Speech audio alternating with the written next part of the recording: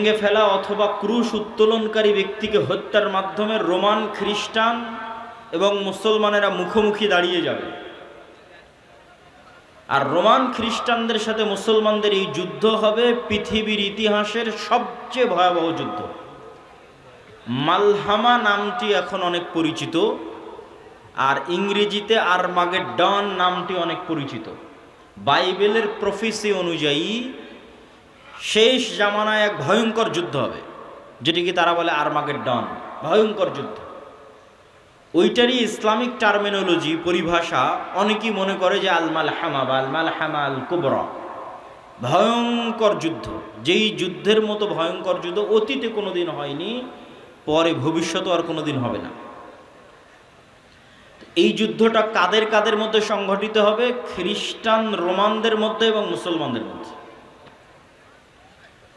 রাসূলুল্লাহ সাল্লাল্লাহু আলাইহি ওয়াসাল্লামের ভাষা অনুযায়ী সেই দিন খ্রিস্টানেরা একত্রিত হবে তাহতা সামানিনা রায়া, ৮০টি পতাকার অধীনে।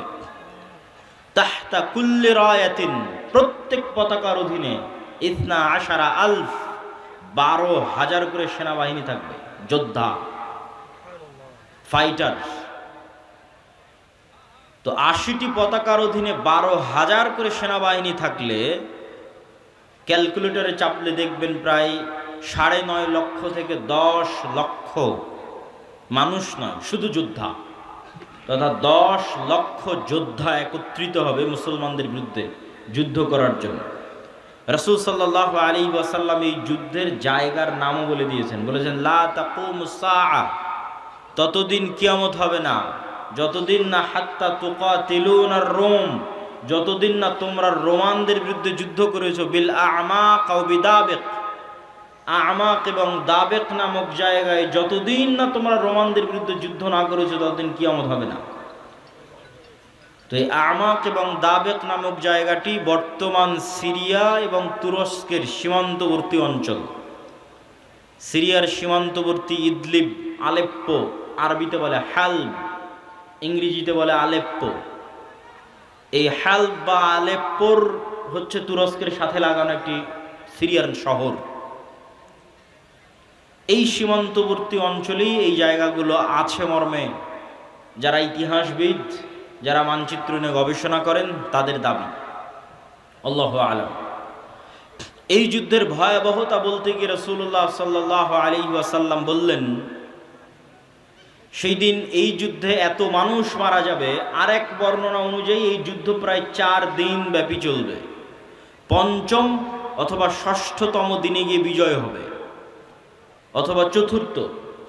তো ৪ দিন যুদ্ধ চলবে। প্রথম ৩ দিন ফলাফল ছাড়াই যুদ্ধ শেষ হবে, শুধু মৃত্যু আর লাশ, লাশের সারি আর মৃত্যু। আর চতুর্থতম, পঞ্চমতম অথবা ষষ্ঠতম দিনে গিয়ে বিজয় নির্ধারণ হবে মুসলমানদের।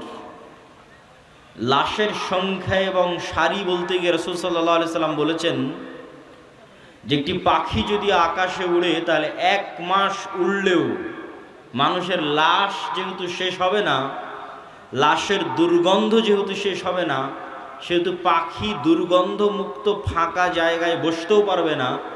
পাখি পড়ে মারা যাবে, তবুও কোনো ভালো বসার মতো ফাঁকা জায়গা পাবে না ১ মাস উড়লেও। তাহলে এখান থেকে একটা পাখিকে উড়িয়ে দিলে ১ মাসে সে যতদূর যাবে, এই পুরো এরিয়া যদি চতুর্দিক থেকে মাপা হয় তো দেখা যাবে সবই লাশ। তাহলে কত লক্ষ, কত কোটি মানুষের লাশ হতে পারে আল্লাহু আলাম। রাসূল সাল্লাল্লাহু আলাইহি ওয়াসাল্লাম বলছেন, গনিমতের বন্টনে কেউ সন্তুষ্ট হবে না। কেন? ওয়ারিসই নাই। সন্তুষ্টি কেমনে হবে? ওয়ারিস নাই। ওয়ারিস নাই কেন? এক বংশে যদি ১০০ জন সদস্য থাকে তো ৯৯ জনই মারা যাবে, একজন বেঁচে থাকবে, তাহলে তো কোনো ওয়ারিস নাই। যেহেতু কোনো ওয়ারিস নাই সেহেতু কোনো আনন্দ নাই। তো গনিমতের মাল বন্টনে আনন্দ হবে না, কেননা ওয়ারিস বিহীন হবে সবাই। পুরো বংশের সব মারা যাবে, একজন বেঁচে থাকবে। রাসূলুল্লাহ সাল্লাল্লাহু আলাইহি ওয়াসাল্লাম এই মালহামা বা এই ভয়ঙ্কর যুদ্ধ, এটির বর্ণনা দিতে গিয়ে বলেন, মুসলমানেরা সেই দিন ৩ ভাগে বিভক্ত হবে। সুলুসুন ইয়াহজিমু, ৩ ভাগের ১ ভাগ যুদ্ধের মাঠ থেকে পালিয়ে যাবে। লা ইয়াতুবুল্লাহু আলাইহিম আবাদান, আল্লাহ সুবহানাহু ওয়া তাআলা এদের তওবা কোনোদিন কবুল করবেন না। ইসলামে কবিরা গুনাহের যে লিস্ট আছে, তালিকা আছে, এই কবিরা গুনাহের তালিকায় শিরক সবচেয়ে বড়। তারপরে বিভিন্ন হাদিসে আছে পিতামাতার অবাধ্যতা, বিভিন্ন হাদিসে আছে নিরপরাধ মানুষকে হত্যা, বিভিন্ন হাদিসে আছে প্রতিবেশীর স্ত্রীর সাথে জেনা। এই যে কবিরা গুনাহ, সবচেয়ে বড় কবিরা গুনাহের যে তালিকা, এই সবচেয়ে বড় কবিরা গুনাহের যদি সর্বোচ্চ 10টা তালিকা করা হয়, তার একটা জেহাদের মাঠ থেকে পলায়ন করা। কিন্তু কবিরা গুনাহ যত বড়ই হোক, তওবা আছে, শিরকেও তওবা আছে, যতক্ষণ শ্বাস আছে। সব অধিকাংশ সাহাবী তো মুশরিক থেকে ইসলাম গ্রহণ করেছে, শিরক করে তারপরে যে ইসলাম গ্রহণ করেছে। এখনও যারা ইসলাম গ্রহণ করেছে তারা শিরক থেকে ইসলাম গ্রহণ করেছে। তাহলে শিরকের তওবা নাই মানে মৃত্যুর পরে কিয়ামতের মাঠে আল্লাহ চাইলে স্বেচ্ছায় এমন অনেক গুনাহ বান্দার মাফ করে দিতে পারে যেটার তওবাই ও করেনি। বুঝাতে না পারলে এটা আমার ব্যর্থতা। এমন অনেক গুনাহ আমরা করেছি যেটার তওবা আমরা করিনি, ইস্তেগফার করিনি, ক্ষমা চাইনি, তাও আল্লাহ ওই গুনাহ তার দয়ায় মাফ করে দিতে পারেন কিয়ামতের মাঠে। কিন্তু ওই যে দয়ায় মাফ করে দিবেন কিয়ামতের মাঠে আল্লাহ, ওই লিস্টে শিরক থাকবে না। এটা হলো শিরকের গুনাহ আল্লাহ ক্ষমা করবেন না। যে বান্দা যদি লাউ আতাইতুম, তুমি যদি আসো বিকরাবিল আরদি খাতায়া, আসমান জমিন পূর্ণ গুনাহ নিয়ে, তাহলে আমি আল্লাহ আসমান জমিন পূর্ণ ক্ষমা নিয়ে উপস্থিত হব। তো এই যে আসমান জমিন পূর্ণ গুনাহের কোনো গুনাহ আপনি জানেন, কোনো গুনাহ ভুলে গেছেন, কোনোটার তওবা করেছেন, কোনোটা করেননি, তাও আল্লাহ দয়া করে মাফ করে দিবে। কিন্তু করবেন না কোনটা? শিরক। কিন্তু যতক্ষণ শ্বাস আছে ততক্ষণ সব গুনাহের ক্ষমা আছে, শিরকেরও ক্ষমা আছে। তো রাসূল সাল্লাল্লাহু আলাইহি ওয়াসাল্লাম বলছেন, যারা ওই যুদ্ধের মাঠ থেকে পলায়ন করবে এদের তওবা কবুল হবে না। 3 ভাগের 1 ভাগ, সুলুসুন, 3 ভাগের 1 ভাগ শহীদ হয়ে যাবে আল্লাহর রাস্তায়। রাসূল সাল্লাল্লাহু আলাইহি ওয়াসাল্লাম বলছেন তারা হচ্ছেন আফজালু শুহাদাইল আরজ, পৃথিবীর সর্বশ্রেষ্ঠ শহীদ। আল্লাহু আকবার। তারপরে বলছেন 3 ভাগের বাকি 1 ভাগ তো পালিয়ে গেল, 1 ভাগ মরে শেষ, আর 1 ভাগ তারা বিজয়ী হবে। এরা বিজয়ী হওয়ার পর এই বিজয়ী দল ইয়াফতাতিহুনাল কুস্তুনতুনিয়া, কনস্টান্টিনোপল বিজয় করবে। এই কনস্টান্টিনোপল, কুস্তুনতুনিয়া হচ্ছে আজকের তুরস্কের ইস্তাম্বুল, যেটা দীর্ঘদিন তুরস্কের রাজধানী ছিল। এখন রাজধানী আঙ্কারা, কিন্তু ইস্তাম্বুল সবচেয়ে ঐতিহাসিক শহর। সুলতান মুহাম্মদ আল ফাতেহ ইস্তাম্বুলকে বিজয় করেছিলেন।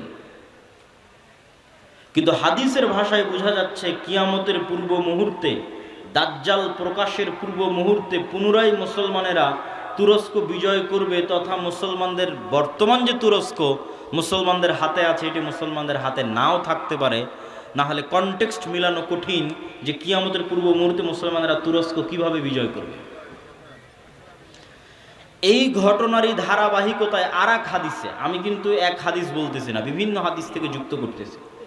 আর এক হাদিসে রাসূলুল্লাহ সাল্লাল্লাহু আলাইহি ওয়াসাল্লাম বলেন, ততদিন পর্যন্ত কিয়ামত হবে না যতদিন না বানু ইসহাকের 70,000 মানুষ, ইসহাক আলাইহিস সালাতু ওয়াস সালামের বংশের, ইব্রাহিম আলাইহিস সালাতু ওয়াস সালামের বংশের 70,000 মানুষ যতদিন না এমন এক শহরে যুদ্ধ করছে, মাদিনাতুন, এমন এক শহরে যুদ্ধ করছে, জানিবুহাল বার ওয়া জানিবুহাল বাহর, যার এক পাশে সমুদ্র আর এক পাশে সমতল।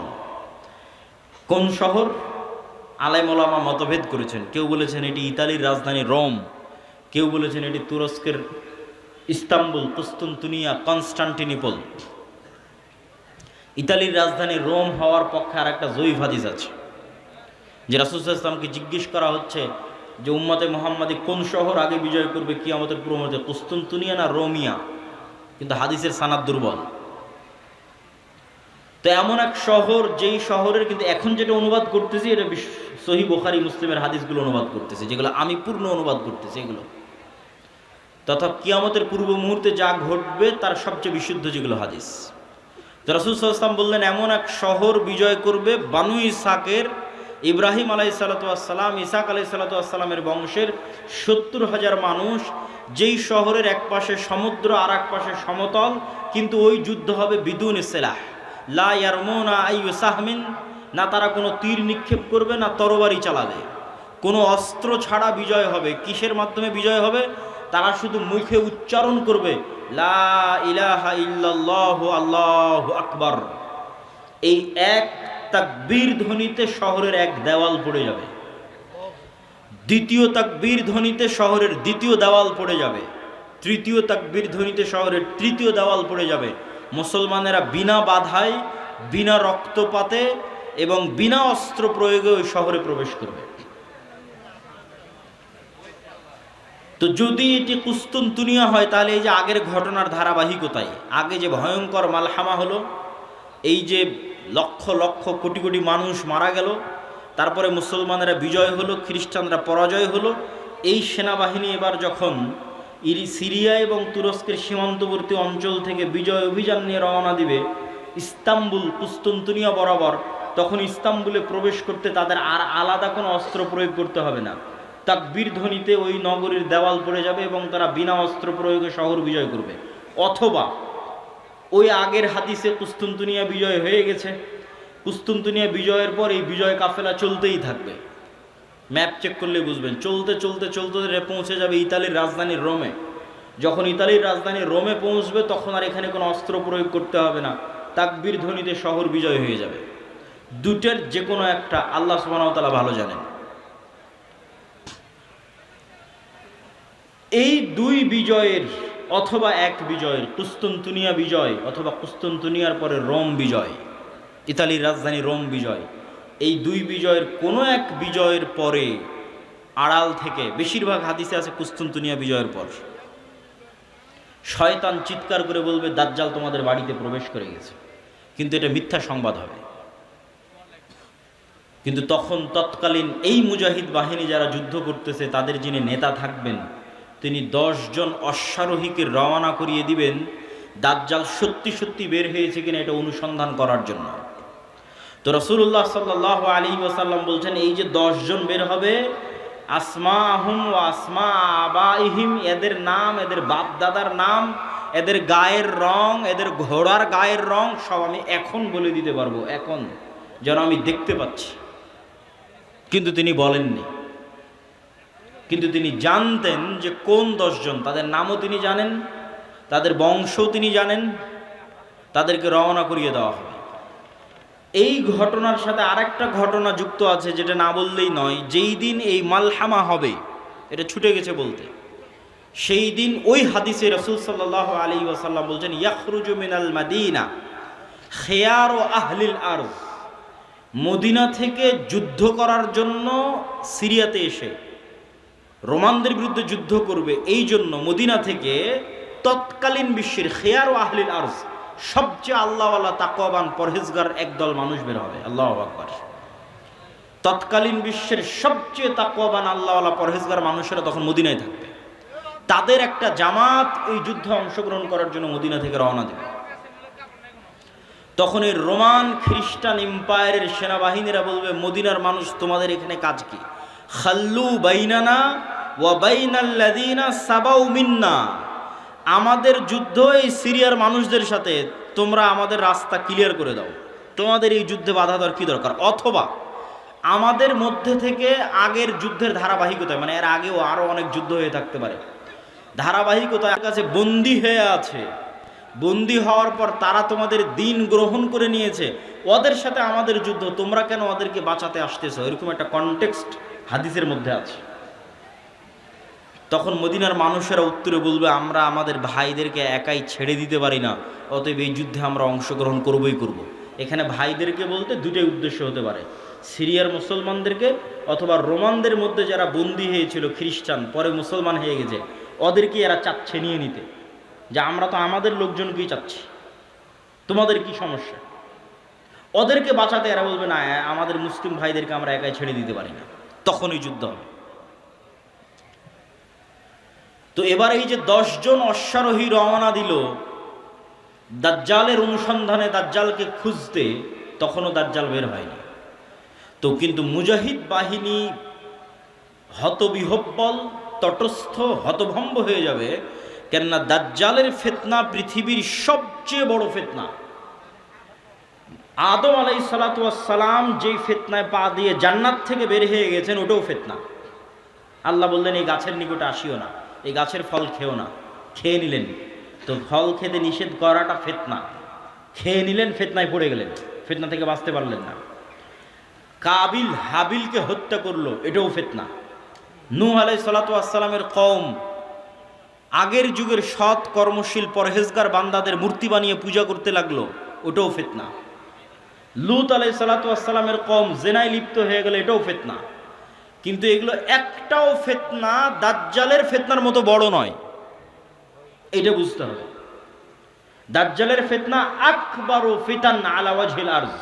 আদম আলাইহিস সালাম যেই ফিতনায় পা দিয়েছেন ওইটার চাইতে, কাবিল যে ফিতনায় পা দিয়েছিল ওইটার চাইতে, নূহ আলাইহিস সালামের কওম যে ফিতনায় পা দিয়েছিল ওইটার চাইতে, আদ সামুদ কওমে লূত তারা যে ফিতনায় পা দিয়েছিল ওইটার চাইতে সবচেয়ে বড় ফিতনা দাজ্জালের ফিতনা। আর এই ফিতনা মোকাবেলা করবে উম্মতে মুহাম্মদ, সর্বশ্রেষ্ঠ উম্মত মোকাবেলা করবে পৃথিবীর সবচেয়ে বড় ফিতনা। কেন দাজ্জালের ফিতনা সবচেয়ে ভয়ঙ্কর, এটাও বুঝতে হবে আপনাকে। আমি স্বেচ্ছাসেবক ভাইদের আবারও দৃষ্টি আকর্ষণ করছি যে আমাদের ডানে লোকজনের সংখ্যা বেশি হয়ে যাচ্ছে, পিছনে একটু বসার ব্যবস্থা এবং বামে এখনও ফাঁকা আছে, বামে একটু বসার ব্যবস্থা এবং মানুষজনকে এইদিকেও একটু বসার জন্য উদ্বুদ্ধ করা। প্রিয় উপস্থিতি, কেন দাজ্জালের ফিতনা সবচেয়ে ভয়াবহ? দেখেন, কওমে নূহ আলাইহিস সালামের কওম যখন বড় বড় আল্লাহওয়ালা পীর বুজুর্গ দিনদার মানুষের মূর্তি বানালো, তখন তারাও জানতো যে এই মূর্তির কোনো ক্ষমতা নাই। ইয়া আবাতি লিমা তা'বুদু মা লা তাসমাউ। ইব্রাহিম আলাইহিস সালাম বাপকে বলছে, হে আমার বাপ, এমন মূর্তির কেমনে ইবাদত করো যে শুনতেও পায় না, দেখতেও পায় না। তাহলে আগের যুগের মানুষ যে মূর্তির ইবাদত করতো অথবা এখনো করে, তাদের সাথে কোরআনের যে তর্ক বিতর্ক, ওই তর্ক বিতর্কের মানদণ্ড হচ্ছে তোমরা যেই সমস্ত বাতিল ইলাহের পূজা করো এদের রব হওয়ার ক্ষমতা নাই। রব হওয়ার ক্ষমতা নাই মানে কথা বলার ক্ষমতা নাই, শোনার ক্ষমতা নাই, দেখার ক্ষমতা নাই, সৃষ্টির ক্ষমতা নাই। এরা একটা মাছি বানাতে পারবে না, মশা বানাতে পারবে না, এরা একটা খেজুরের বিচির দানার উপরের যে পাতলা আবরণ থাকে ওটার পর্যন্ত এরা মালিক নয়। তাহলে যে রব নয় ও ইবাদতের যোগ্য কেমনে হয়? রব তো আমি, আসমান জমিন আমি বানিয়েছি, সূর্য চন্দ্র আমি বানিয়েছি, ইবাদত আমার করো, এই দিয়ে কোরআন পরিপূর্ণ। এটা মানুষের বুঝতে সহজ যে এর ক্ষমতা নাই, কেন এর ইবাদত করব। কিন্তু এই কনটেক্সট অচল হয়ে যাবে যখন দাজ্জাল আসবে। কেন দাজ্জাল রব যা যা করতে পারে তার প্রায় সব কিছুই করে দেখাবে।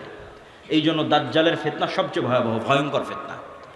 মা কালী, মা দুর্গা আর শাহজালাল আর শাহপরাণ যাদেরই মানুষ আল্লাহ বাদ দিয়ে ইবাদত করছে, আর ঈসা আলাইহিস সালাতু ওয়াস সালাম আর মারিয়াম আলাইহিস সালাতু ওয়াস সালাম আর যাদেরই ইবাদত করছে, তারা কেউ এখন আপনাকে দেখাতে পারবে না যে আমি আকাশকে আদেশ দিলাম আকাশ বৃষ্টি বর্ষণ করবে, আমি জমিনকে আদেশ দিলাম জমিন ফসল উৎপাদন করবে, জান্নাত দেখালাম জান্নাতে ঢুকে যাও, জাহান্নাম দেখালাম জাহান্নামে ঢুকে যাও, মৃতকে জীবিত করে দিলাম। এইরকম একচ্ছত্র কন্ট্রোল যা একমাত্র রবের থাকে তার কারণ নাই, ফলত ওদেরকে বাতিল ইলাহ প্রমাণ করা সহজ। কিন্তু যখন একজন সত্যি সত্যি এগুলো আপনাকে করে দেখাবে, তখন আপনি ঈমান ধরে রাখতে পারবেন না। অনেকগুলো কারণ। এক নাম্বার কারণ, যারা ধরেন আগে থেকেই শক্তিশালী কোনো কিছু দেখলেই আরে বাবা এই তো অনেক বড় উলিয়া উলিয়া কবিরাজ, অনেক কিছু করতে পারে, দেখলেই যাদের অন্তরে ভয় ঢুকে যায়, মনে হয় না এর কাছে মনে হয় কোনো ক্ষমতা আছে, এরা তো এমনি দাজ্জালের পূজা করবে। যারা যুগ যুগ মূর্তির পূজা করেছে, মাজারের পূজা করেছে, এদের বাধা হবে না। ওরা দাজ্জালের ক্ষমতা পাওয়ার দেখে মনে করবে অনেক বড় উলিয়া আল্লাহ চলে এসেছে, অনেক বড় কারামতে আউলিয়া চলে এসেছে, অতএব এখন আর ইবাদত করো, এখন আর পূজা করলে সমস্যা নেই। তো একদল তো এমনি পদভ্রষ্ট হয়ে যাবে। আরেক দল মানুষ থাকে যারা মোটামুটি আল্লাহর উপর ঈমান রাখে, কিন্তু ইস্তেকামা, ঈমানের উপর ইস্তেকামার জন্য সবর লাগে। সবর করার ক্ষমতা এবং সাহস এদের নাই। এদের দেখবেন এখন দুনিয়াবি ক্ষমতা যাদের কাছে, ওদের ওখানে গিয়ে সিজদা দিচ্ছে। আজ থেকে ৬-৭ মাস আগে ১৬ বছর যাদের কাছে ক্ষমতা ছিল ওদের কাছে গিয়ে সিজদা দিয়েছে। ক্ষমতার বাইরে এরা চিন্তা করতে পারে না। ক্ষমতা যেখানে, এদের কেবলা এবং মারকাজ সেখানে। এবং আপনি যদি নিজের জায়গায় দাঁড়িয়ে চিন্তা করেন, আজকে তেলের যে সংকট, আমি দাজ্জালের ফিতনার ভয়াবহতা বোঝানোর জন্য আপনাকে বলতেছি, তেলের যে সংকট মাঝে মধ্যে আমার মনে হয় আল্লাহ আমাদের ফিতনা থেকে হেফাজত করুক, যে এখন যদি কেউ এসে বলে আব্দুল্লাহ তোমার গাড়িতে তো তেলের দরকার, তো এইটা করলে তোমাকে তেল দেওয়া হবে। ধরো তুমি আর 500 টাকা বেশি দিলে তেল দিয়ে দেবে, বা তুমি এই অপরাধটা করলে তোমাকে তেল দিয়ে দিব। তো কত মানুষ হল, ঠিক আছে ভাই সমস্যা নেই, আমার গাড়িতে তেল দেন, আমি করে দিচ্ছি। তেমন কোনো একটা দেশকে যদি বলা হয় যে সব তেলের কন্ট্রোল আমার হাতে, এটা করো, তেল পাবা, নাহলে কিন্তু আবাদও বন্ধ হয়ে যাবে। আমরা মনে করি তেল মানে দিয়ে শুধু গাড়ি চলে। পেট্রোকেমিক্যাল থেকে সকল সার উৎপাদন হয়, সব কোনো সারই আর তৈরি হবে না। তো সার না হলে আপনি চাষ করবেন কি দিয়ে? স্যালো মেশিন স্টার্ট না দিলে পানি তুলবেন কোথায় থেকে? তো তেল মানে শুধু গাড়ি নয়, সবই। এখনকার আধুনিক সভ্যতার সবই তেল। তা আমি তেল দিব না আপনাকে, তা আপনিও বুঝতে পারছেন যে আপনি সবই করে ফেলবেন তেল নেওয়ার জন্য। তো কোরআন এবং হাদিসে তো এর চেয়ে বড়টা বলা আছে, তেলের কথা বলা নেই। সরাসরি আকাশের বৃষ্টির কথা বলা আছে, জমিনের ফসলের কথা বলা আছে ডাইরেক্ট, যে দাজ্জাল ইরাক এবং শাম এই দুই দেশের মধ্যে সীমানা দিয়ে যেতে থাকবে। কোনো এক নগরীর মানুষের কাছে এসে বলবে, এই তোমরা আমার উপর ঈমান আনছো? তারা বলবে, জি জাহাপনা, জি প্রভু, আপনার উপর ঈমান আনলাম। ওদের জন্য দাজ্জাল টাকা পয়সা, ধন দৌলত, রুজি রুটির এত বড় ব্যবস্থা উন্মোচন করে দিবে যে মৌমাছির ঝাঁক যেভাবে মধুর পিছনে ছুটে, ধন সম্পদ টাকা পয়সা ওই শহরের মানুষের পিছনে ওইভাবে ছুটবে। এবার অতিক্রম হতে হতে আর এক শহরে আসবে, সেই শহরের মানুষকে বলবে, আমার উপর ঈমান আনয়ন করছো? তারা বলবে, না, আমরা রব্বুল আলামিনের উপর ঈমান রাখি। দাজ্জাল বলবে, আকাশ এখানে বৃষ্টি বর্ষণ বন্ধ করে দাও, জমিন এখানে ফসল উৎপাদন বন্ধ করে দাও, খাবার দাবার বন্ধ, টাকা পয়সা বন্ধ, সকল কিছু বন্ধ, মোবাইল বন্ধ, ইন্টারনেট বন্ধ। আজকের যুগে যদি কল্পনা করে, এখনই আপনি ঈমান ধরে রাখতে পারবেন না, যখন ঘটবে তখনকার কথা তো বহু পরে। তো শাম অঞ্চলের মানুষেরা না খেতে পেয়ে ধনুক চাবিয়ে খাবে, তীর চাবিয়ে খাবে। তীর তো খাওয়ার জিনিস না, ধনুক তো খাওয়ার জিনিস না, কিন্তু গাছের পাতাও যেহেতু উৎপন্ন হবে না, তো কি খাবে? গাছের পাতাও তো উৎপন্ন হবে না। তো এ হলো দাজ্জালের ফিতনা, পৃথিবীর সবচেয়ে ভয়ঙ্কর এবং ভয়াবহ ফিতনা। দাজ্জালের ফিতনা সম্পর্কে বলতে গিয়ে দুইটা হাদিস না বললেই না। একটা হাদিসে রাসূলুল্লাহ সাল্লাল্লাহু আলাইহি ওয়াসাল্লাম বলছেন যে দাজ্জাল পৃথিবীতে 40 দিন সফর করবে। 40 দিনের প্রথম দিন হবে 1 বছর, দ্বিতীয় দিন হবে 1 মাস, তৃতীয় দিন হবে 1 সপ্তাহ। আর দাজ্জালের গতি হবে কাগাইসিন ইস্তাদবারাত হুররিহ, এমন মেঘমালা যেই মেঘমালাকে ঝড়ো বাতাস উড়িয়ে নিয়ে যাচ্ছে। এই যে কয়দিন পরে কালবৈশাখী ঝড় হবে, আকাশে তাকিয়ে দেখবেন ঝড়ের সময় মেঘ কত দ্রুত চলে। তো ঝড়ের বাতাসে যে মেঘ খুব দ্রুত চলে, এরকম দ্রুত গতি হবে দাজ্জালের। তো আল্লাহর নবী মেঘের সাথে তুলনা দিয়েছেন। এখন যন্ত্র দিয়ে মেঘের মতো আকাশে উড়বে না দাজ্জাল নিজেই আকাশে উড়বে, আল্লাহু আলাম, আল্লাহ সুবহানাহু ওয়া তাআলা ভালো জানেন। কিন্তু দাজ্জালের আগমনে পৃথিবীতে এত ব্যাপক বৈপ্লবিক পরিবর্তন হবে যে পৃথিবীর দিন 1 বছরের সমান হয়ে যাবে। এটা হঠাৎ করে আল্লাহর আদেশে, কোনো কারণ ছাড়াই আল্লাহ বলবেন দিন এখন তুমি 1 বছরের সমান হও, এরকম নয়। আল্লাহ লাতিফ, প্রত্যেকটা জিনিস ঘটনা পরম্পরায় হয়, মানুষ দেখবে এটা স্বাভাবিক। তথা এই ভূমণ্ডল, নভমণ্ডল, সৌরজগতে এমন বৈপ্লবিক কোনো পরিবর্তন হবে, অথবা এই পৃথিবীতে এমন বৈপ্লবিক কোনো পরিবর্তন হবে, অথবা সূর্য এবং চন্দ্রের বর্তমান ঘূর্ণায়মান পরিপ্রক্রিয়ায় এমন বড় বৈপ্লবিক পরিবর্তন হবে যেটা স্বাভাবিক হতে সময় লাগবে। একদিন হবে 1 বছর, তারপরের একদিন হবে 1 মাস, তারপরের একদিন হবে 1 সপ্তাহ, তারপরে স্বাভাবিক। ওইটার আগে কিছু একটা ঘটবে। দাজ্জালের আগমনই ওই রকম ভয়ঙ্কর এবং ব্যতিক্রম হবে। আল্লাহু আলাম সেটা কি হবে। দাজ্জালের বিষয়ে আরেকটি হাদিসে রাসূলুল্লাহ সাল্লাল্লাহু আলাইহি ওয়াসাল্লাম, যেটা তামিম আদ-দারির হাদিস, যারা 30 দিন সমুদ্রে লাইবা বিহিমুল মাউজ শাহরান কামিলান, সমুদ্রের ঝড়ো বাতাস এবং ঢেউ 1 মাস যাবৎ তাদেরকে কোথায় নিয়ে গেছে কোনো কন্ট্রোল ছিল না নৌকার উপর। এক দ্বীপে গিয়ে যখন নৌকা ঠেকলো, তখন দেখছে একটা প্রাণী, জীবজন্তু জানোয়ার, গরু ছাগল মহিষ যেমন জীবজন্তু জানোয়ার, এরকম জীবজন্তু জানোয়ার যার মুখ এবং পা সব এত বিশাল লোমে ঢাকা যে কোনটা মুখ আর কোনটা পিছন এটা বোঝা যাচ্ছে না, এই জানোয়ার কথা বলতেছে। তো মানুষ তো কোনোদিন দেখেনি মানুষ ছাড়া আর পৃথিবীর কোনো জীবজন্তু জানোয়ারকে কথা বলতে। তো আরবের ওই মানুষেরা এই জানোয়ারকে কথা বলতে দেখে মনে করেছে এটা জিন, শয়তান, কিন্তু জীবজন্তু জানোয়ার। ও বলছে আনাল জাসাস, আমি গোয়েন্দা, একটা মানুষ তোমাদের সাথে সাক্ষাতের অপেক্ষা করছে, এদিকে যাও। তো তামিম আদ-দারি বলছে আমরা যখন ওই মানুষের কাছে গেলাম, বিশাল দেহের মানুষ, এত বিশাল দেহের মানুষ আগে কোনোদিন কখনো দেখিনি। তো দাজ্জালের বিশাল দেহের হওয়াটা কি ব্যতিক্রম কিছু? ব্যতিক্রম কিছু না। আমরা এখন 5 ফিট 5 ইঞ্চি 6 ফুট হয়ে গেছি, কিন্তু আদি পিতা আদম আলাইহিসসালাম তো আর 5 ফিট ছিলেন না।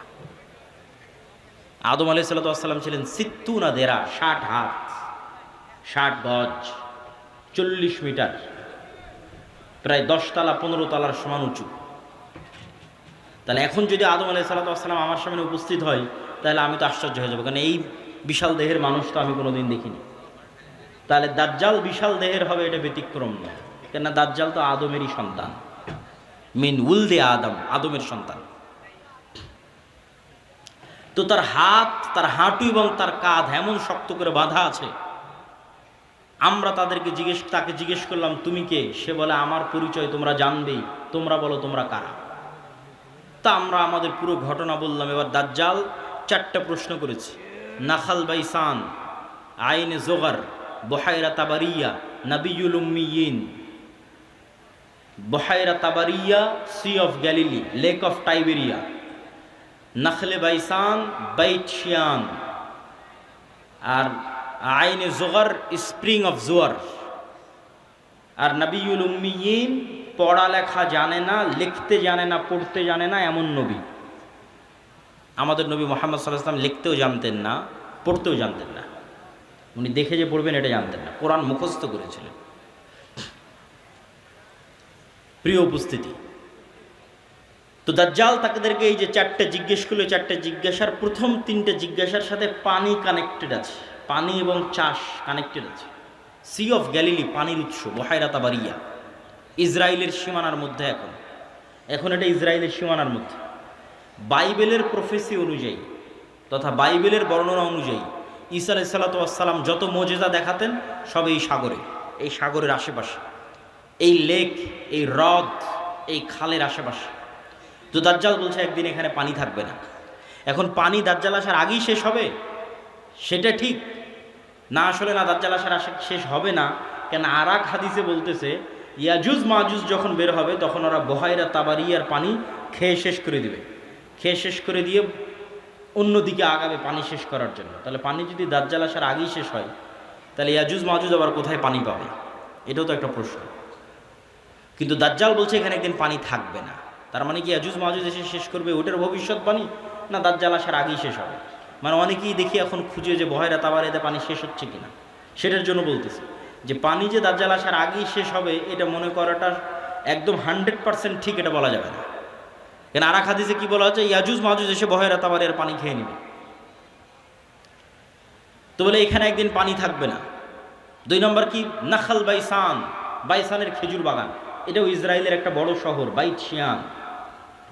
বলে এখানে কি মানুষ খেজুর চাষ করে? তো বলে করে।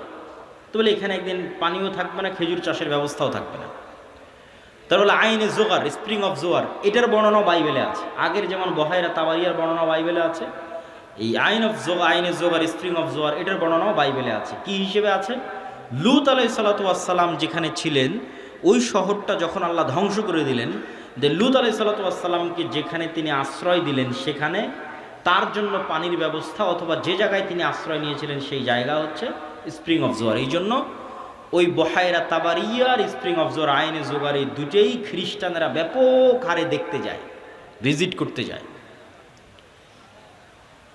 তো এখান থেকে আমাদের জানার বিষয় কি? এই হাদিস থেকে জানার বিষয় হচ্ছে দাজ্জাল প্রশ্ন করেছে একটা নির্দিষ্ট জায়গায়, যার প্রত্যেকটা এরিয়া 30-40 কিলোমিটারের মধ্যে। এই বহায়রা তাবারিয়া বলেন, আইনে জোগার বলেন, নাখাল বাইসান বলেন, এই বগুড়া জেলার মধ্যেই, মানে একটা সেম এরিয়ার মধ্যেই। তথা কিয়ামতের পূর্ব মুহূর্তের ফিতনার বর্ণনাগুলো নিশ্চিতভাবে কিয়ামতের পূর্ব মুহূর্তে যা যা হবে এগুলো মক্কা মদিনার বাইরে, মক্কা মদিনায় হবে না। মক্কা মদিনা ফিতনা মুক্ত থাকবে। কোথায় হবে তাহলে? সিরিয়াতে, শাম। শাম মানে আগে ফিলিস্তিনি বোঝানো হতো, শাম মানে আগে মসজিদে আকসাই বোঝানো হতো। শাম মানে আজকের শাম নয়, তথা মসজিদে আকসা এবং এর আশেপাশের অঞ্চল যেগুলোতে এখন ইসরায়েল, ফিলিস্তিন, জর্ডান, এই যে অঞ্চলগুলো এবং এখনকার যে সিরিয়া, সব কিছু এই অঞ্চলে হবে। দাজ্জালের এই সংক্ষিপ্ত বর্ণনা এবং দাজ্জালের ফিতনার এই সংক্ষিপ্ত বর্ণনার পরে কি হবে? ওই যে মুজাহিদ বাহিনী যারা দাজ্জালের মিথ্যে সংবাদ শুনে এবার দেমাশকে ফিরে আসবে, যুদ্ধ বিজয় অভিযান বাদ, কেন এটা ভয়ঙ্কর ফিতনা। এই ভয়ে দাজ্জাল আসলে বের হয়েছে কিনা, যুদ্ধ বাদ দিয়ে সবাই ফিরে আসবে তাদের যেটা সেন্টার, তাদের সেন্টার দামেস্ক। যুদ্ধ যদি রোম পর্যন্ত গিয়ে থাকে, ইতালির রাজধানী, ওখান থেকেও ফিরে দামেস্কে আসবে। যদি তুরস্কের রাজধানী ইস্তাম্বুল পর্যন্ত গিয়ে থাকে, ওখান থেকে ফিরে দামেস্কে আসবে। এবার দামেস্কে আসতে আসতে সত্যিই দাজ্জাল বের হয়ে যাবে। এবার রিয়ালি প্রকৃত অর্থে দাজ্জাল বের হয়ে গেছে। এবং দাজ্জাল বের হওয়া মাত্রই সকল ক্ষমতা দাজ্জালের কাছে চলে যাবে। এটার বিবরণ আরেকটু পরে দিব, এখানে এটা শেষ করে নিই। তো দাজ্জাল বের হয়ে যাবে। এই দামেস্কের মসজিদে ফজরের সালাতে যখন জামাত হবে, তখন এবার ঈসা আলাইহিস সালাতু ওয়াস সালাম অবতীর্ণ হবেন। কেননা দাজ্জালের ফিতনা যেই লেভেলের অলৌকিক, ওইটা মোকাবেলা করার জন্য ওই লেভেলের অলৌকিক লাগবে। তথা দাজ্জালের এই ফিতনা মোকাবেলা ওই মুজাহিদরাও করতে পারবে না যারা ইস্তাম্বুল বিজয় করেছে, রোম বিজয় করেছে। এবং কিছু কিছু হাদিসের বর্ণনা অনুযায়ী তারা ভারতও বিজয় করতে পারে। মানুষের মাথায় একটা চিত্র আগে থেকে ঢুকে আছে যে দাজ্জাল যখন বের হবে পৃথিবীতে, তখন পুরো পৃথিবী দাজ্জালের কন্ট্রোলে থাকবে। এটা ভুল কথা। দাজ্জাল যখন বের হবে তখন পুরো পৃথিবী মুসলমানদের কন্ট্রোলে থাকবে। মানে মুসলমানেরা বিজয় করে শেষ করে দিবে, সব বিজয় করে ফেলবে। মসজিদে আকসা বিজয়, ইস্তাম্বুল বিজয়, খ্রিস্টানরা তো পরাজিতই হয়ে যাবে, ইতালির রাজধানী রোম বিজয়, ভারত বিজয়, পুরো পৃথিবীতে মুসলমানদের জয় জয়কার থাকবে।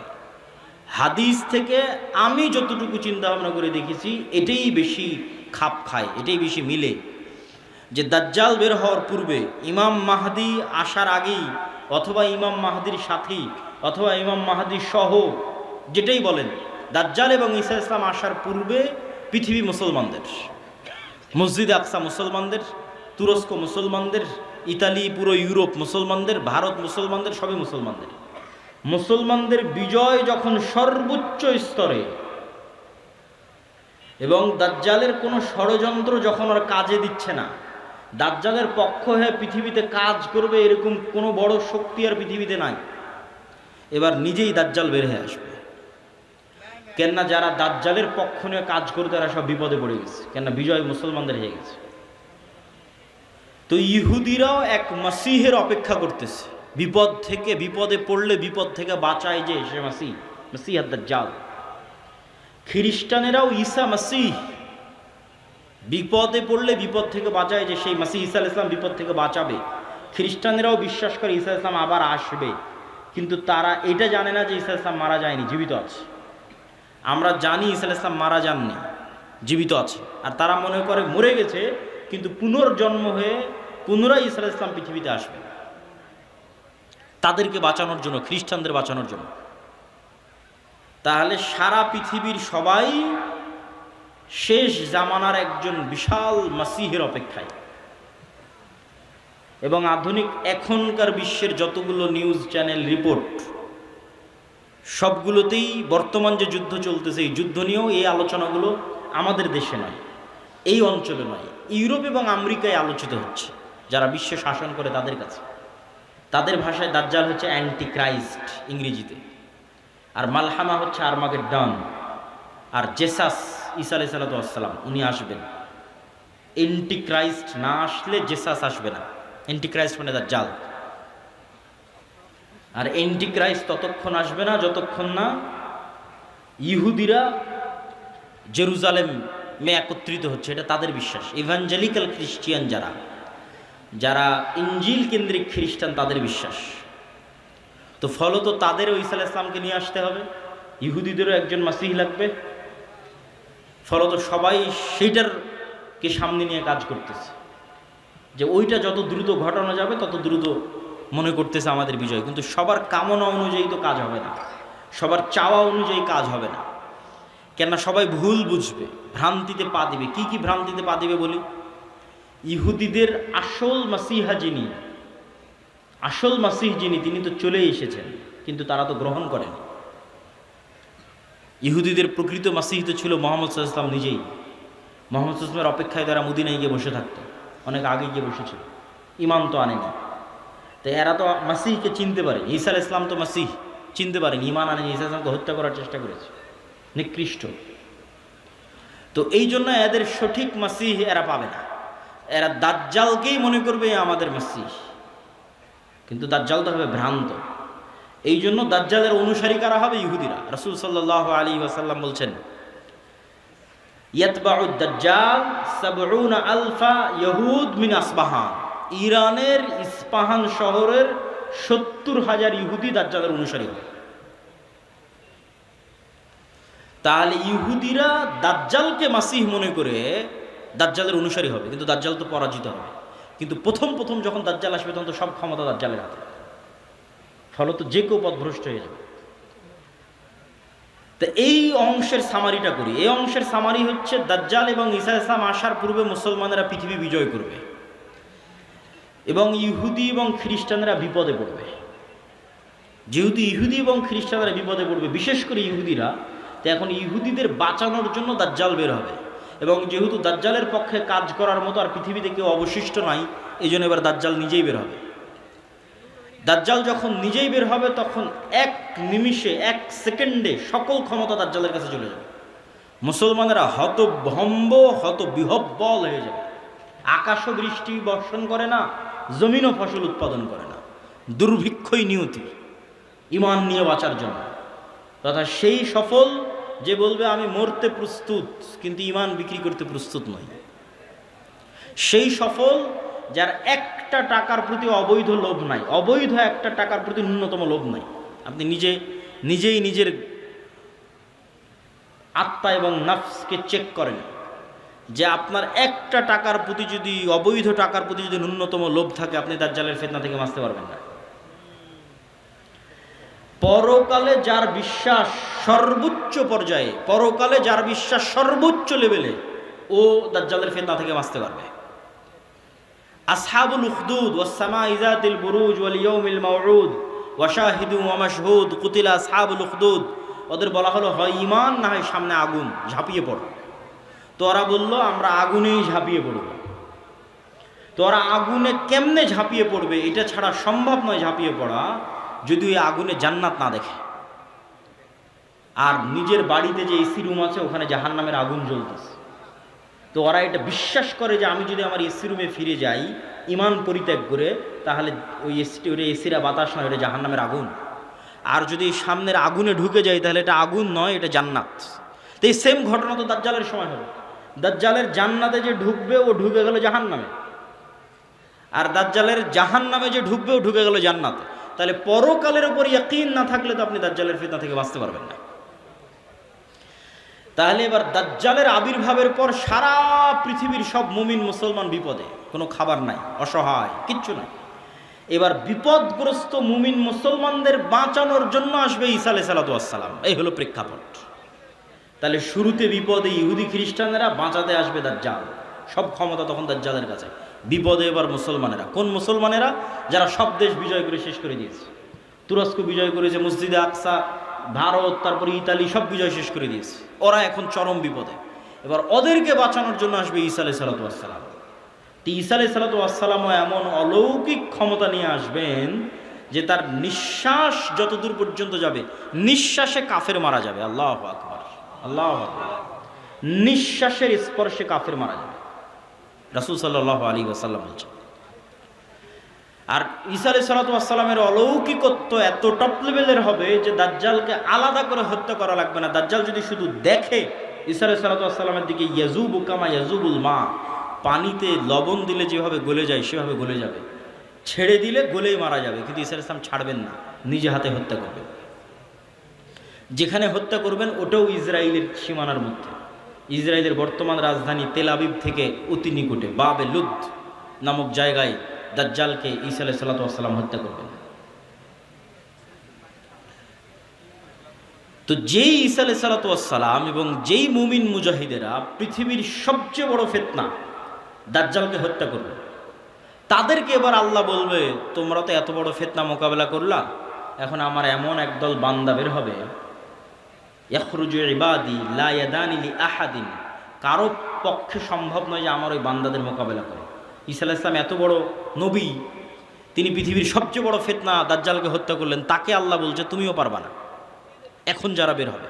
অতএব মুমিন মুজাহিদদের নিয়ে তুমি তুর পাহাড়ে আশ্রয় নাও।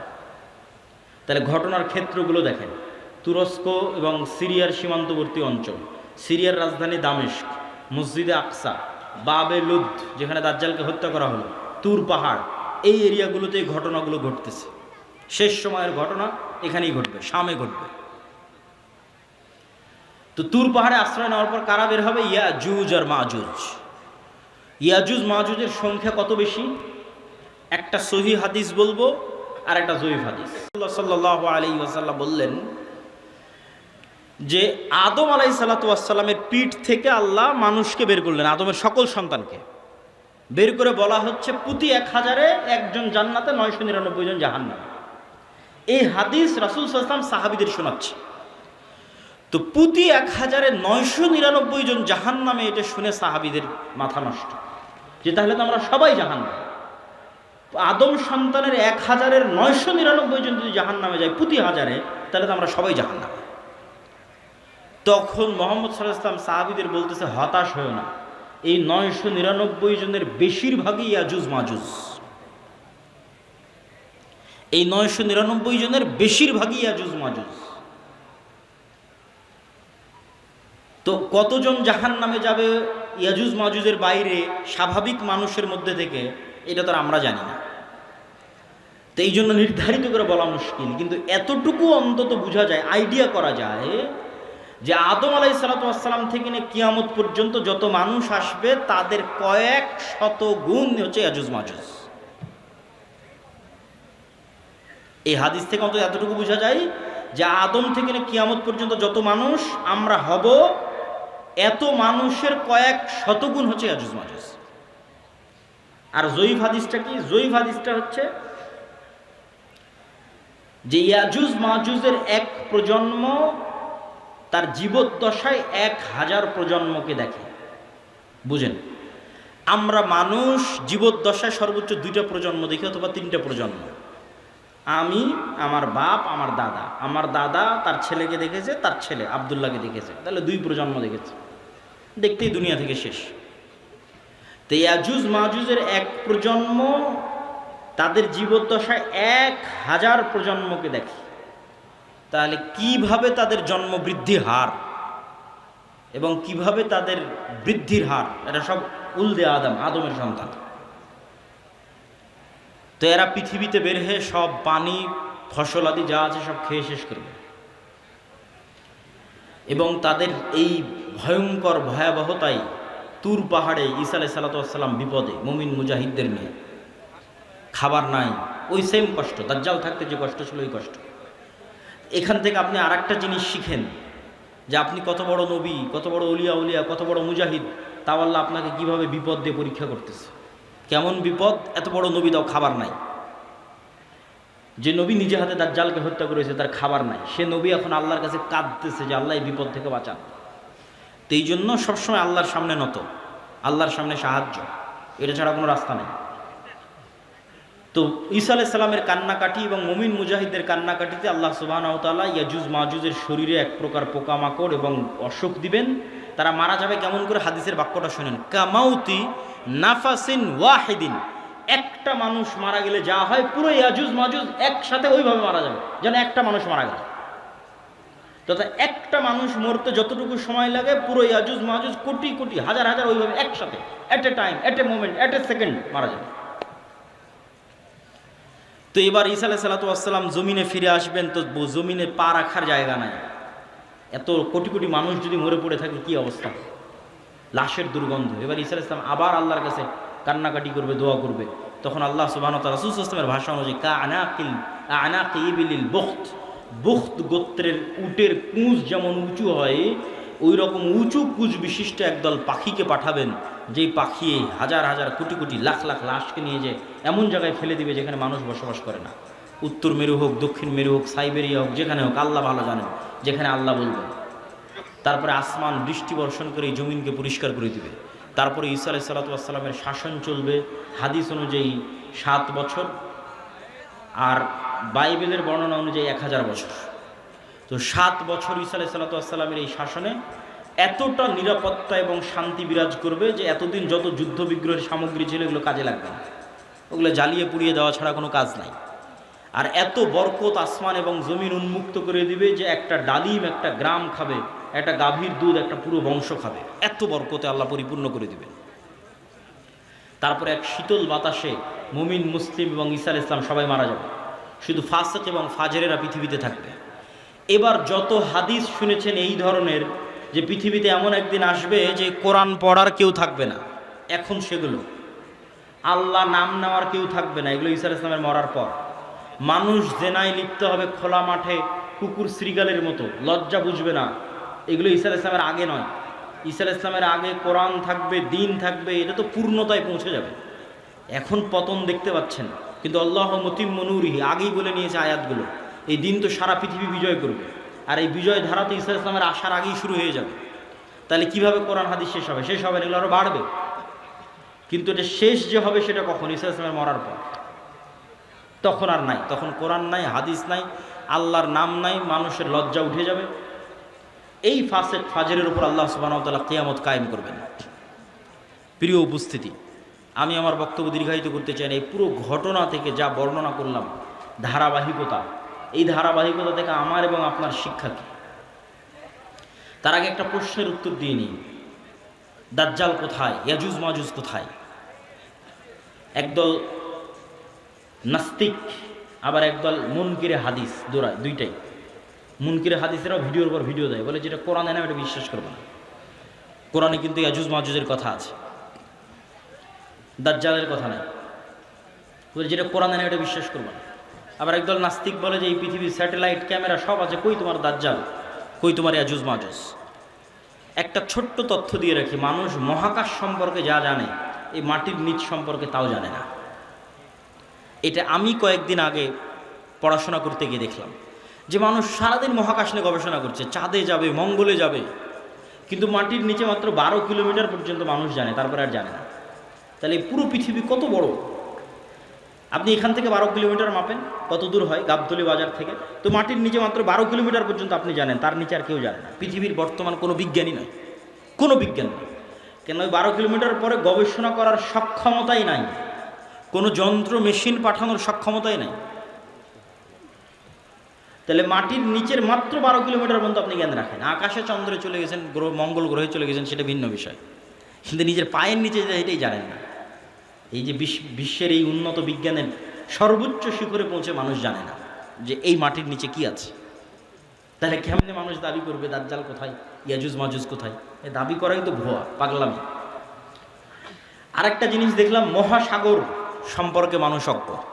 মহাকাশ সম্পর্কে ঠিক আছে অনেক জানতেছে, মহাসাগরে এমন অনেক জায়গা আছে যে জায়গাগুলোতে মানুষ পৌঁছতেই পারে না, যে জায়গাগুলোর উপর দিয়ে বিমানও উড়ে যেতে পারে না, যে জায়গাগুলোতে কোনো জাহাজও অতিক্রম করে না, এরকম অসংখ্য জায়গা আছে। তো সাগর এবং সাগরের নিচে কি আছে, মাটি এবং মাটির নিচে কি আছে, এটা সম্পর্কে আজকের বিশ্ব সবচেয়ে অজ্ঞ, অন্তত মহাকাশের তুলনায়। তো ইন্নাল্লাহ আলা কুল্লি শাইইন কাদির, আল্লাহ সকল কিছুর উপর ক্ষমতাবান। আর কোনোটাই যদি না হয় তো অন্তত একটা উত্তর তো দেওয়াই যায়, যেটা আল্লাহ সুবহানাহু ওয়া তাআলা কোরআন মাজিদে বলছেন যে আল্লাহ 7 আসমান এবং 7 জমিন সৃষ্টি করেছেন, আর 7 জমিনে আল্লাহর আদেশ অবতীর্ণ হয়, কোরআনের আয়াত। 7 জমিনে আল্লাহর, আর সবচেয়ে আরও একটা ভয়ঙ্কর বিষয় যে আল্লাহর আসমান বানাতে যত সময় লেগেছে জমিন বানাতেও তত সময় লেগেছে। 7 আসমান বানাতে যা টাইম 7 জমিন বানাতেও তাই টাইম। তাহলে 7 আসমান কত বড়, 7 জমিন তাহলে কত বড় হতে পারে? এখন ইয়াজুজ মাজুজ আর দাজ্জাল যদি অন্য জমিন থেকে বের হয়ে আসে, এই জমিনে কিছু করার নেই, এটাকে অস্বীকার করতে পারবে না যে না নিশ্চিত নাই। তো অতএব আল্লাহ সুবহানাহু তাআলা সকল কিছুর উপর ক্ষমতাবান। এই জমিনেও থাকতে পারে, এই জমিনের সাগরেও থাকতে পারে, এই জমিনের নিচেও থাকতে পারে। মানুষের জ্ঞান পরিপূর্ণ নয়, অন্য জমিনেও থাকতে পারে, সেখান থেকেও আসতে পারে। এই জন্য সূরা কাহাফ, দাজ্জালের ফিতনা থেকে বাঁচতে সূরা কাহাফ পড়তে বলা হয়েছে। সূরা কাহাফের সব ব্যতিক্রম ঘটনাগুলো দাজ্জালের আসার সাথে মিলবে, দাজ্জালের যুগের যে ফিতনা ওগুলোর সাথে মিলবে। সূরা কাহাফের 4টা ব্যতিক্রম ঘটনা আছে। তার মধ্যে একটা ব্যতিক্রম ঘটনা খিজির আলাইহিস সালামের। কই থেকে আসলো খিজির আলাইহিস সালাম? কোথায় ছিল? বলে মাছ যেখানে জীবিত হয়ে যাবে সেখানে খিজির আছে। তুমি মাছ ভেজে নিয়ে রওনা দাও, যেখানে মাছ জীবিত হয়ে যাবে ওখানে খিজির আছে। তো খিজির আলাইহিস সালাম জিজ্ঞেস করতেছে যে সালাম কিভাবে? মুসা আলাইহিস সালাম সালাম দিচ্ছে। সালাম জান্নাতের সালাম দুনিয়াতে কিভাবে? তো খিজির আলাইহিস সালাম যদি অন্য পৃথিবী থেকে এসে থাকে নিশ্চিত করে, অথবা এই পৃথিবীতেও থাকতে পারে, তো খিজির আলাইহিস সালামকে যদি আল্লাহ সুবহানাহু ওয়া তাআলা আড়ালে রাখতে পারে, দাজ্জাল এবং ইয়াজুজ মাজুজকেও আল্লাহ সুবহানাহু ওয়া তাআলা আড়ালে রাখার সক্ষমতা আছে। তো ওই দাজ্জালের সময়ের ফিতনার সাথে এই সূরা কাহাফের ঘটনাগুলো মিলবে। আসহাবে কাহাফ, আসহাবে কাহাফের কথা বলতে গিয়ে আল্লাহ বলছেন ওয়াহুম আইকাজ, তাদেরকে আমি ঘুমিয়ে রেখেছি, কিন্তু মানুষ দেখলে মনে করবো ওরা জেগে আছে। আপনি দেখলে মনে করবেন এই মানুষটা জেগে আছে, কিন্তু ওরা নিজেরাও বুঝতে পারছে ওরা ঘুমিয়ে আছে। আল্লাহও বলছেন ঘুমিয়ে আছে। এইভাবেই 309 বছর পার হয়ে গেছে। ওরা ঘুম থেকে উঠে মনে করছে যে কই, আমরা তো অল্প কিছুক্ষণ মনে হয় শুয়েছিলাম, ঘুমিয়েছিলাম, কিন্তু 300 বছর পার হয়ে গেছে। তো সময়ের যে আপেক্ষিকতা, এটার কন্ট্রোল আল্লাহর হাতে। এই আপেক্ষিকতার প্রভাবিত মানুষ দেখবে যে একদিন হয়ে যাবে 1 বছরের সময়। তো পৃথিবীতে অবশ্যই ব্যাপক কোনো পরিবর্তন ঘটবে, যেটার প্রভাবে 1 বছর, 1 মাস, 1 সপ্তাহ। সেটা কি আল্লাহ সুবহানাহু ওয়া তাআলা ভালো জানে। তো প্রিয় উপস্থিতি, এই 1 নাম্বার কর্তব্য কি? সংক্ষিপ্ত বক্তব্য শেষ করে দিচ্ছি। এগুলোর উপর ঈমান রাখা। 2 নাম্বার কি? যে কোনো মুহূর্তেই দাজ্জাল বের হতে পারে, যে কোনো মুহূর্তে কিয়ামত হতে পারে। কথা এটাই ঠিক। রাসূল সাল্লাল্লাহু আলাইহি ওয়াসাল্লাম আশঙ্কা করতেন দাজ্জাল মনে হয় এখনই বের হয়ে গেল। এরকম অনেকগুলো ঘটনা আছে হাদিসে। ইবনে সাইয়াদের ঘটনাগুলো বেশি, তার মধ্যে প্রসিদ্ধ। তো ফিতনা তো সবসময়ই চলছে। তো ফিতনার সময় আপনি বেঁচে থাকবেন, ঈমান নিয়ে বেঁচে থাকবেন, এটার 2টা কাজ। পরকালের প্রতি সর্বোচ্চ জ্ঞান, সর্বোচ্চ ইয়াকিন, এবং অবৈধ 1 টাকার উপরে, অবৈধ ধন সম্পদ ক্ষমতার উপর ন্যূনতম লোভ না থাকা। এবং সফলতা এটা নয় যে আপনি বাড়ি গাড়ি টাকা পয়সার মালিক হবেন। সফলতা এটা যে আপনি ঈমান এবং সালাত অবস্থায় পৃথিবী থেকে বিদায় নেবেন, এটাই সফলতা। তো আল্লাহ সুবহানাহু ওয়া তাআলা যেন আমাদের ঈমান অবস্থায়, সালাত অবস্থায় পৃথিবী থেকে বিদায় নেওয়ার তৌফিক দান করে, বলেন আল্লাহুম্মা আমিন। কেন আমাদের ঈমান অবস্থায় বিদায় নিতে হবে? এত লম্বা ঘটনা বলে এই পুরো ঘটনার উপর একটু পানি দিয়ে একটা কথা বলে, সেটা যে ঈসা আলাইহিস সালাম যখন আসবে, ইমাম মাহদী যখন আসবে, দাজ্জাল যখন আসবে, তখন কি নতুন কোনো দিন আসবে নাকি? নতুন কোনো কোরআন আসবে নাকি? নতুন কোনো হাদিস আসবে নাকি? কোরআন এবং হাদিস তো এইটাই যেটা এখন আছে। তাহলে সবচেয়ে বড় ঘটনা তো আগেই ঘটে গেছে, মুহাম্মদ সাল্লাল্লাহু আলাইহি ওয়াসাল্লামের আসা এবং কোরআনের প্রেরিত। তাহলে ঈসা আলাইহিস সালাম যে কোরআনের উপর আমল করবেন ওটা আপনার কাছে আছে। ইমাম মাহদী যে কোরআন দিয়ে রাষ্ট্র চালাবে ওটা আপনার কাছে আছে। আর দাজ্জাল যেই নবীকে মানতে বলতেছে, ওই নবী চলে যাওয়ার 1400 বছর হয়ে গেছে। তাহলে কাজ আমাদের কাছে আছে। হ্যাঁ, ইমাম মাহদী যেই দিন আসবে সেই দিন আমি সব কিছু করবো, জি না, এটাতে প্রোডাক্টিভিটি নষ্ট হয়। এই জন্য আগেই বলেছি, দাজ্জাল আসার আগেই মুসলমানরা বিজয় করবে।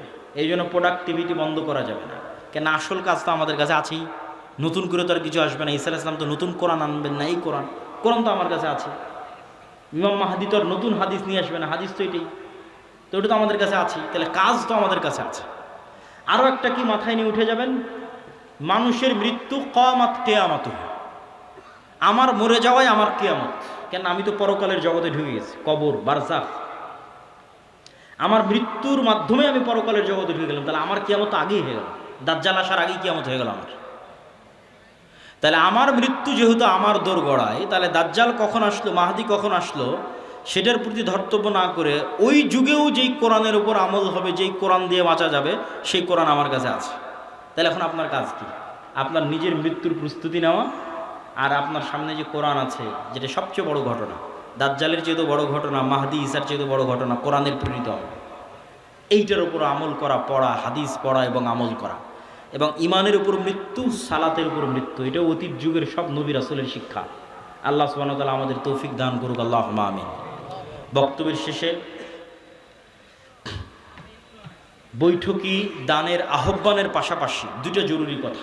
এই যে ভাইয়েরা যারা মক্তব পরিচালনা করে গাবতলী শাখায়, আপনারা আমাদের মক্তব অলিম্পিয়াড দেখেছেন এনটিভিতে, বিশাল আয়োজন। সারা দেশে প্রায় 7 শতাধিক মক্তব আমাদের অধীনে ট্রেনিং করা আছে। এখনও ট্রেনিং চলতেছে রাজশাহী জামিয়া সালাফিয়াতে, নতুন 30-40টা মক্তবের। এরকম প্রতিনিয়ত ট্রেনিং চলতেই থাকে।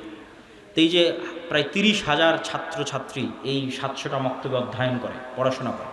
তো এই যে কোরআনের শিক্ষা, কোরআনের জ্ঞান আমরা ছড়িয়ে দিচ্ছি, এই মসজিদ এই মক্তবগুলো থেকেই কিন্তু খেলাফা প্রতিষ্ঠিত হবে। শেষ জামানায় যারা ইসলামকে বিজয় করবে তারা বের হয়ে আসবে।